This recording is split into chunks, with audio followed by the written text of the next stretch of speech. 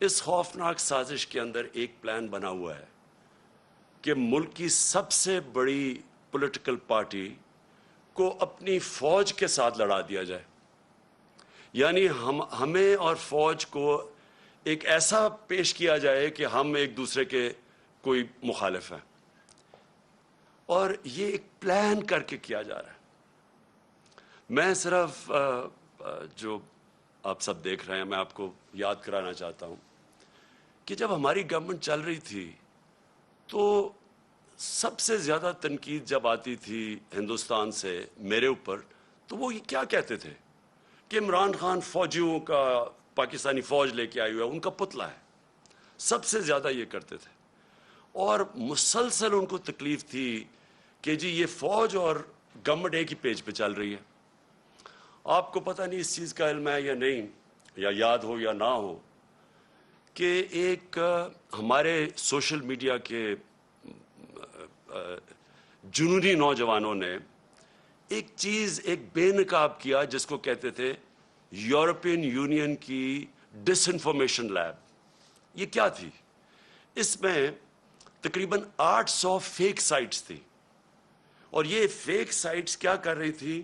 یہ مسلسل پاکستان کے خلاف پروپیگنڈا کر رہی تھی، جس میں کئی پاکستان کے صحافی بھی شامل تھے، کئی وہ لوگ شامل تھے جو آج اس امپورٹڈ حکومت کے ساتھ آپ نظر آتے ہیں.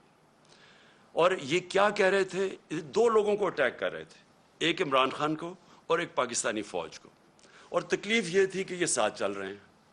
اب میں آپ کو ذرا تھوڑا پیچھے لے جاؤں کہ جب ممبئی کے اٹیک ہوا، دہشت گردی کا اٹیک ہوا ممبئی میں، تو آصف زرداری نے ایک بیان دیا تھا کہ پاکستان کا جو D G I S I ہے اس کو ممبئی بھجوایا جائے.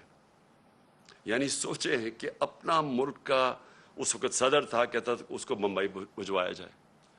اور پھر یہی آصف زرداری حسین حقانی کے ذریعے امریکنوں کو میسج پہنچاتا ہے کہ امریکنوں کو کہہ رہا ہے کہ پاکستان کی فوج سے آصف زرداری کو بچائیں. اور دوسری طرف نواز شریف، یہی جب ممبئی اٹیکس ہوئے تو اس نے نواز شریف سب سے پہلے بولا کہ وہ جو ایک لڑکا وہ کون سے گاؤں میں تھا پاکستان میں جدھر سے اٹیک ہو. اس نے کم باکر کو ایک انٹرویو دیا تھا، اور اس نے اس انٹرویو میں بتا دیا کہ وہ پاکستان سے ہے. یعنی پہلے ہی ایک بہت بڑا ایک پاکستان کے خلاف ایک مہم چلی ہوئی تھی، اور خاص طور پہ آئی ایس آئی اور پاکستانی فوج کو ٹارگٹ کیا جا رہا تھا. تو نواز شریف نے پہلے کہا یہ. پھر ڈون لیکس کیا تھی؟ ڈون لیکس کے اندر نواز شریف، اس کی گورنمنٹ باقاعدہ یہ کہتی ہے کہ جو دہشت گردی ہندوستان کے خلاف ہو رہی ہے اس میں پاکستان کی آئی ایس آئی ملوث ہے، پاکستان کی فوج.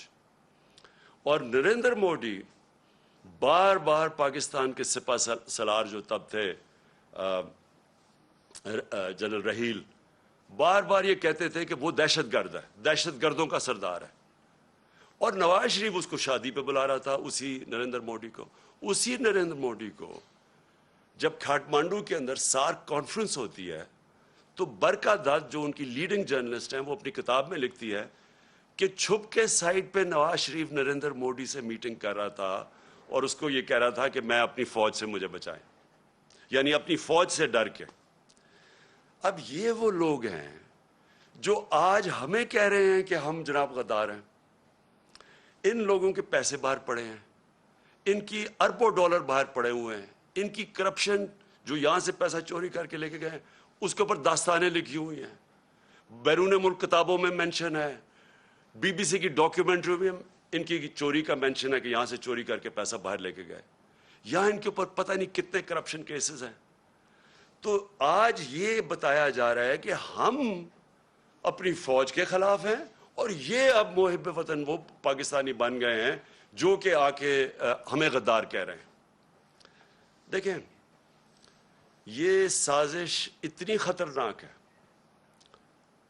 کہ اگر ایک ملک کی سب سے بڑی جماعت کو اگر آپ اس کی فوج کے سامنے کھڑا کر دیں اور ان کے اندر اختلافات پیدا کر دیں، اس سے زیادہ ملک کو نقصان کوئی چیز نہیں پہنچا سکتی. میں 18 سال کا بھی نہیں تھا جب میں ایسٹ پاکستان میچ کھیلنے گیا، مجھے یاد ہے 1970 مارچ میں، اور میں میرا فرسٹ کزن تھے بریگیڈیئر شفیق، ان کے ساتھ ٹھہرا ہوا تھا۔ تب مجھے پتا چلا کہ وہ کتنی نفرت اپنی فوج کے اندر اور وہ بنگلہ دیش کی جو سب سے بڑی جماعت ہے اس کے اندر پھیل چکی تھی، اور اس کے بعد ہم سب جانتے ہیں کہ ہمارا ملک ٹوٹا۔ ہمیں پتہ ہے کہ ہمارا ملک جب آپ ایک سب سے بڑی جماعت اور فوج کے بیچ میں جو ہوا، یہ پاکستان کی تاریخ کا سب سے افسوسناک واقعہ کہ ہمارا ملک ٹوٹ گیا۔ آج وہی کوشش کی جا رہی ہے۔ ایک پارٹی ہے پاکستان کے اندر جو پوری فیڈرل لیول کے اوپر پارٹی ہے، سارے صوبوں کے اندر پارٹی ہے، سب سے بڑا ووٹ بینک اس پارٹی کا ہے۔ وہ پارٹی اوپر سے لے کے گلگت سے لے کے قبائلی علاقے سے لے کے کوئٹہ سے لے کے کراچی، سندھ، پنجاب، سارے ملک میں آج وہ سب سے بڑی پاکستان کی پارٹی ہے، اور یہ سازش کی جا رہی ہے، اور سازش وہ لوگ کر رہے ہیں جو اس بیرونی سازش کا حصہ ہیں، کولیبریٹرز ہیں اور وہ سازش کیوں کر رہے ہیں؟ اب میں بتاؤں ہوا کیا۔ پہلے ہماری گورنمنٹ گرائی گئی، انہوں نے سمجھا کہ ختم ہو جائے گا، یہاں جب گورنمنٹ جاتی ہے لوگ مٹھائیاں بانٹتے ہیں، وہ پبلک سڑکوں کے اوپر آ گئی۔ پھر ہم نے ایک پرامن احتجاج کرنا تھا 25 مئی کو، انہوں نے وہ یعنی عوام کے خلاف جو ظلم کیا ہے، یعنی کبھی اس ملک کی تاریخ میں ایسی حرکتیں نہیں ہوئی۔ 2-2 3 بجے لوگوں کے گھروں میں جا کے وہاں عورتوں نہ چادر نہ چار دیواری کی فکر، وہاں انہوں نے دہشت پھیلائی۔ کبھی ایسی دہشت نہیں پاکستان میں پھیلائی گئی جس طرح کی شیلنگ کی فیملیز پہ، لوگوں پہ، یعنی جو انہوں نے کر سکتے تھے وہ ظلم کیا، اور اس کے پیچھے ایک ہی سوچ تھی کہ اس کو کرش کر دو پارٹی کو۔ ان کے ممی ڈیڈی ٹائپ لوگ ہیں، یہ جب ہم پورا زور لگائیں گے، ان کو ڈرائیں گے، یہ سارے گھروں میں بیٹھ جائیں گے۔ اس کے بعد آ گیا بائی الیکشن کمیشن پوری طرح ان کے ساتھ ملی ہوئی، اس نے ہر حربہ استعمال کیا ان کو جتانے کے لیے نون لیگ کو، ایڈمنسٹریشن ساری ان کے ساتھ ملی ہوئی، پوری انہوں نے کوشش کی وہ الیکشن، اور ان کو پورا اعتماد تھا کہ وہ الیکشن جیت جائیں گے۔